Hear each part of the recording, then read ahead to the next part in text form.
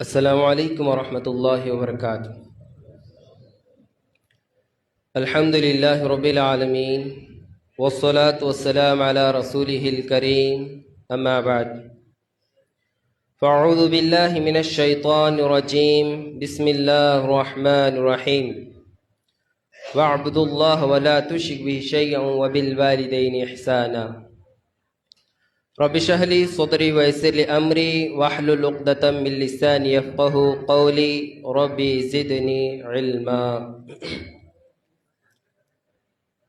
ಸಮಗ್ರವಾಗಿದೆ ತೋರುವವನು ವಿಶೇಷವಾಗಿದೆ ತೋರುವನ ಆದ ಅಲ್ಲಾಹ್ ನಾಮದಿಂದ ಸರ್ವಸ್ತುತಿಗಳು ಸರ್ವ ಹೊಗಳಿಕೆಗಳು ಸರ್ವಲೋಕದ ಪರಿಪಾಲಕನಾದ ಆ ಐಕೈಕ ಅಲ್ಲಾಹನಿಗೆ ಮೀಸಲು. ಇದೇ ಥರ ಸರ್ವ ಪೈಗಂಬರರ ಮೇಲೆ ಸರ್ವ ಪ್ರವಾದಿಗಳ ಮೇಲೆ ಶಾಂತಿ ಮತ್ತು ಅನುಗ್ರಹವಾಗಲಿ. ಮುಖ್ಯವಾಗಿ ನಮ್ಮೆಲ್ಲರ ಅಂತಿಮ ಪ್ರಿಯ ಪ್ರವಾದಿ ಮುಹಮ್ಮದ್ ಸಲ್ಲಲ್ಲಾಹು ಅಲೈಹಿ ವಸಲ್ಲಂ ರವರ ಮೇಲೂ ಕೂಡ ಅಲ್ಲಾಹುಮ್ಮ ಸಲ್ಲಿ ಸಲ್ಲಿಮ್ ಅಲಾ ನಬೀನ ಮುಹಮ್ಮದಿನ್ ವಬಾರಿಕ್ ವಸಲ್ಲಿಂ. ವೇದಿಕೆ ಮೇಲೆ ಉಪಸ್ಥಿತರಿರುವ ಸನ್ಮಾನ್ಯ ಅಧ್ಯಕ್ಷರೇ ಹಾಗೂ ಮಹಾವಿದ್ವಾಂಸರೇ ಹಾಗೂ ಗುರು ಹಿರಿಯರೇ, ದೂರದಿಂದ ಬಂದಿರಂತಿರುವ ಮುಖ್ಯ ಅತಿಥಿಗಳೇ ಹಾಗೂ ನನ್ನ ಇಸ್ಲಾಮಿ ಸಹೋದರರೇ ಮತ್ತು ಸಹೋದರಿಯರೇ, ಈ ಕಾರ್ಯಕ್ರಮದಲ್ಲಿ ನಾನು ಮಾತನಾಡುವ ವಿಷಯವೇನೆಂದರೆ ಮಾತಾಪಿತರೊಡನೆ ಉಪಕಾರ.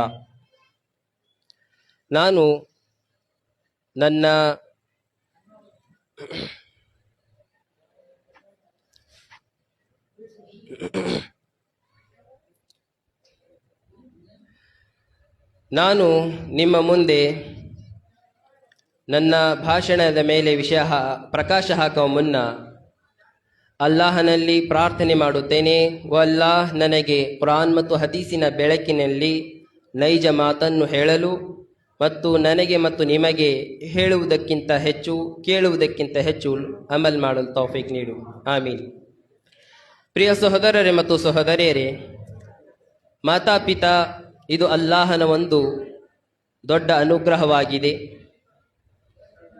ಕುರಾನ್ ಮತ್ತು ಹದೀಸಿನಲ್ಲಿ ಇವರ ಉನ್ನತ ಸ್ಥಾನವನ್ನು ವಿವರಿಸಲಾಗಿದೆ. ನೋಡಿರಿ, ಅಲ್ಲಾಹನು ನಮಗೆ ನೀಡಿರುವ ಅನೇಕ ಅನುಗ್ರಹಗಳಾಗಿದ್ದಾವೆ.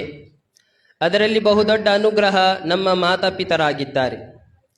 ಯಾವೊಬ್ಬ ವ್ಯಕ್ತಿ ಮಾತಾಪಿತರೊಡನೆ ಸೌಜನ್ಯದಿಂದ ವರ್ತಿಸುತ್ತಾನೋ ಅಲ್ಲಾಹನು ಅವನಿಂದ ಸಂತೋಷವಾಗುತ್ತಾನೆ.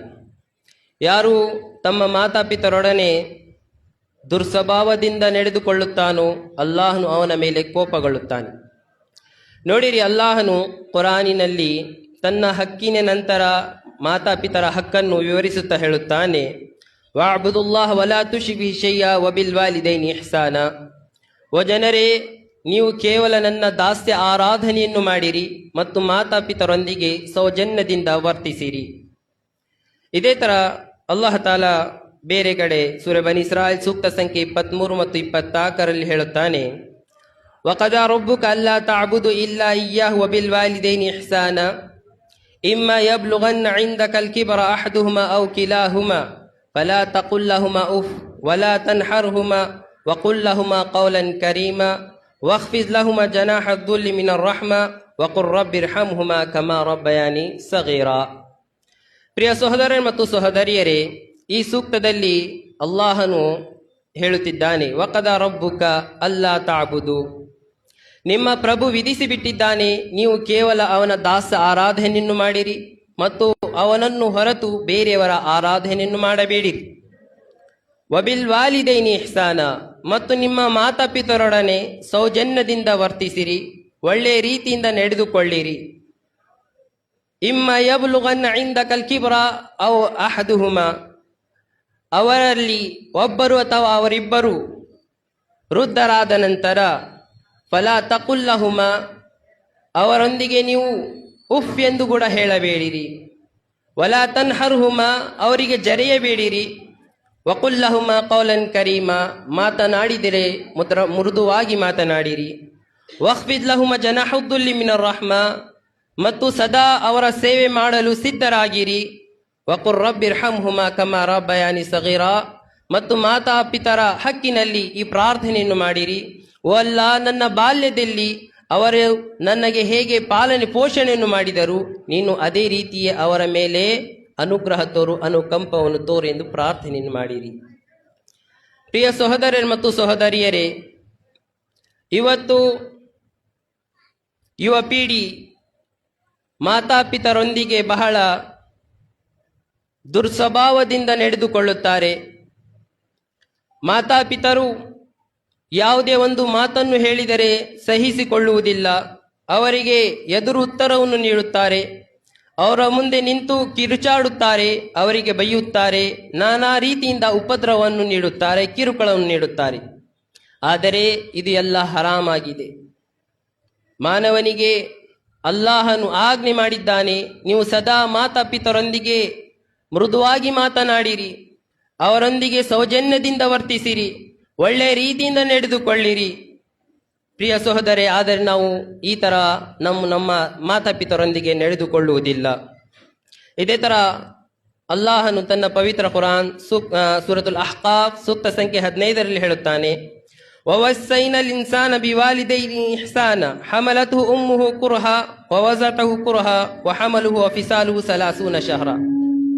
ಅಲ್ಲಾಹನು ಹೇಳುತ್ತಿದ್ದಾನೆ, ನಾವು ಮಾನವರಿಗೆ ಉಪದೇಶವನ್ನು ಮಾಡಿದ್ದೇವೆ, ನೀವು ನಿಮ್ಮ ಮಾತಾಪಿತರೊಂದಿಗೆ ಉತ್ತಮ ರೀತಿಯಿಂದ ನಡೆದುಕೊಳ್ಳಿರಿ.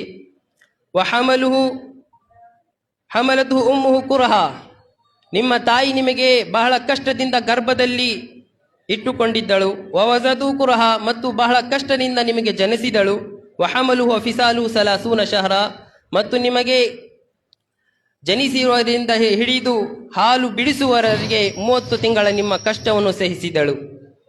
ಪ್ರಿಯ ಸಹೋದರ, ಈ ಸೂಕ್ತದಲ್ಲಿ ಮೊದಲನೆಯದಾಗಿ ಅಲ್ಲಾಹನು ಮಾತಾಪಿತರೊಂದಿಗೆ ಸೌಜನ್ಯದಿಂದ ವರ್ತಿಸುವ ಆಜ್ಞೆ ಮಾಡುತ್ತಾ ಮುಖ್ಯವಾಗಿ ತಾಯಿಯ 3 ಕಷ್ಟಗಳನ್ನು ವಿವರಿಸುತ್ತಿದ್ದಾನೆ.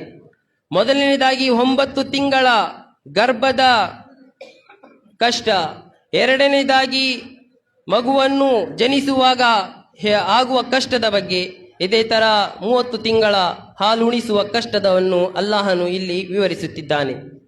ಈ 3 ಕಷ್ಟಗಳನ್ನು ಹೇಳಿ ಅಲ್ಲಾಹನು ತಂದೆಯಗಿಂತ ತಾಯಿಯ ಸ್ಥಾನ ಹಿರಿದೆಂದು ಇಲ್ಲಿ ವಿವರಿಸುತ್ತಿದ್ದಾನೆ. ಇದೇ ತರ ಬುಖಾರಿ ಮತ್ತು ಮುಸ್ಲಿಂನಲ್ಲಿ ಹದೀಸ್ ಇದೆ. ಓರ್ವ ಸಹಾಬಿ ಪ್ರವಾದಿ ಮುಹಮ್ಮದ್ ಸಲ್ಲಲ್ಲಾಹು ಅಲೈಹಿ ವಸಲ್ಲಂ ರವರ ಬಂದು ಪ್ರಶ್ನಿಸುತ್ತಾರೆ, ಮನ್ ಅಹಕ್ಕುನ್ ನಾಸಿ ಬಿಹುಸ್ನಿ ಸಹಾಬತಿ ಯಾ ರಸೂಲಲ್ಲಾಹ್. ಓ ಪ್ರವಾದಿ ಮುಹಮ್ಮದ್ ಸಲ್ಲಲ್ಲಾಹು ಅಲೈಹಿ ವಸಲ್ಲಂ ರವರೇ, ಜನರಲ್ಲಿ ಅತಿ ಹೆಚ್ಚು ನಾನು ಯಾರ ಸೇವೆ ಮಾಡಬೇಕು, ನನ್ನ ಸೇವೆಗೆ ಅತಿ ಹೆಚ್ಚು ಅರ್ಹರು ಯಾರು ಎಂದು ಪ್ರಶ್ನಿಸಿದಾಗ ಪ್ರವಾದಿ ಮುಹಮ್ಮದ್ ಸಲ್ಲಲ್ಲಾಹು ಅಲೈಹಿ ವಸಲ್ಲಂ ಹೇಳುತ್ತಾರೆ, ಕಾಲ ಉಮ್ಮುಕ, ನಿನ್ನ ತಾಯಿ. ಮತ್ತೆ ಆ ಸಹಾಬಿ ಪ್ರಶ್ನಿಸುತ್ತಾರೆ, ಕಾಲ ಮನ್, ಮತ್ತೆ ಅವರ ನಂತರ ಯಾರು? ಪ್ರವಾದಿ ಹೇಳುತ್ತಾರೆ, ಕಾಲ ಉಮ್ಮುಕ, ನಿನ್ನ ತಾಯಿ. ಮತ್ತೆ ಪ್ರಶ್ನಿಸುತ್ತಾನೆ, ಮತ್ತೆ ಯಾರು? ಕಾಲ ಉಮ್ಮುಕ, 3ನೇ ಬಾರಿ ಹೇಳ್ತಾರೆ, ಉಮ್ಮುಕ, ನಿನ್ನ ತಾಯಿ. ಇದೇ ತರ ಮತ್ತೆ 4ನೇ ಬಾರಿಗೆ ಪ್ರಶ್ನಿಸುತ್ತಾನೆ, ಕಾಲ ಮನ್, ಮತ್ತೆ ಯಾರು? ಅವಾಗ ಹೇಳುತ್ತಾರೆ, ಕಾಲ ಅಬೂಕ, ನಿನ್ನ ತಂದೆ. ಈ ಹದೀಸಿನಿಂದ ನಮಗೆ ಅರ್ಥವಾಗುತ್ತದೆ ತಾಯಿಯ ಸ್ಥಾನ ತಂದೆಗಿಂತ ಹಿರಿಯದಾಗಿದೆ. ಏಕೆಂದರೆ 3 ಕಷ್ಟಗಳು ತಾಯಿ ಒಬ್ಬಳೇ ಸಹಿಸುತ್ತಾಳೆ, ಅದರಲ್ಲಿ ತಂದೆ ಭಾಗವಹಿಸುವುದಿಲ್ಲ. ಆದರೆ ಗೌರವ ಸ್ಥಾನದಲ್ಲಿ ತಂದೆಯ ಸ್ಥಾನ ಹಿರಿಯದಾಗಿದೆ, ಸೇವೆಯ ಸ್ಥಾನದಲ್ಲಿ ತಾಯಿಯ ಸ್ಥಾನ ಹಿರಿಯದಾಗಿದೆ. ಆದರೆ ಇವತ್ತು ಜನರು ಮಾತಾಪಿತರೊಂದಿಗೆ ಬಹಳ ಕೀಳಾಗಿ ನಡೆದುಕೊಳ್ಳುತ್ತಾರೆ. ಮಾತಾಪಿತರಿಗೆ ಬಹಳ ಕಷ್ಟವನ್ನು ನೀಡುತ್ತಾರೆ, ಕಿರುಕುಳವನ್ನು ನೀಡುತ್ತಾರೆ. ಅವರ ಸೇವೆ ಮಾಡಲು ಮುಂದಾಗುವುದಿಲ್ಲ. ಅವರಿಗೆ ಬಹಳ ತರದ ಕಷ್ಟವನ್ನು ನೀಡುತ್ತಾರೆ. ಕೆಲವರು ಮನೆಯಿಂದ ಓಡಿಸುತ್ತಾರೆ, ಕೆಲವರು ಮಾತಾಪಿತರಿಗೆ ಹೊಡೆಯುತ್ತಾರೆ, ಕೆಲವರು ತಂದೆ ತಾಯಿಗೆ ಉಪದ್ರವಾದಂಥ ಮಾತನಾಡುತ್ತಾರೆ. ಆದರೆ ನಮಗೆ ಹೆದರಬೇಕಾಗಿದೆ. ನಾವು ತಂದೆ ತಾಯಿಯರ ಸೇವೆಯನ್ನು ಮಾಡಲಿಲ್ಲವೆಂದರೆ ನಾಳೆ ಪುನರುತ್ಥಾನ ದಿನ ಅಲ್ಲಾಹನು ನಮಗೆ ಧಗಧಗಿಸುವ ಅಗ್ನಿಯಲ್ಲಿ ಎಸೆಯುವವನು. ಇದೇ ತರ ಮಾತಾಪಿತರ ಆಜ್ಞೋಲ್ಲಂಘನೆ ಮಾಡುವುದು ಇದು ನಿಷಿದ್ಧವಾಗಿದೆ, ಹರಾಮು ಆಗಿದೆ. ಅಲ್ಲಾಹನು ತನ್ನ ಪವಿತ್ರ ಕುರಾನ್ ಸೂರತುಲ್ ಅನ್ಆಮ್ ಸೂಕ್ತ ಸಂಖ್ಯೆ 151ರಲ್ಲಿ ಹೇಳುತ್ತಾನೆ, ಕುಲ್ ತಆಲು ಅತ್ಲು ಮಾ ಹರ್ರಮ ರಬ್ಬಕುಮ್ ಅಲೈಕುಮ್ ಅಲ್ಲಾ ತುಶ್ರಿಕು ಬಿಹಿ ಶೈಅ ವಬಿಲ್ ವಾಲಿದೈನಿ ಇಹ್ಸಾನ. ಓ ಜನರೇ, ಬನ್ನಿರಿ, ನಿಮ್ಮ ಪ್ರಭು ನಿಮ್ಮ ಮೇಲೆ ಈ ವಿಷಯಗಳನ್ನು ಹರಾಮ್ ಮಾಡಿದ್ದಾನೆ. ನೀವು ಅಲ್ಲಾಹನೊಂದಿಗೆ ಬೇರೆಯವರನ್ನು ಸೇರಿಸಿ ಆರಾಧನೆ ಮಾಡುವುದು ಮತ್ತು ಮಾತಾಪಿತರೊಡನೆ ಆಜ್ಞೋಲ್ಲಂಘನೆ ಮಾಡುವುದು ಇದು ಹರಾಮಾಗಿದೆ.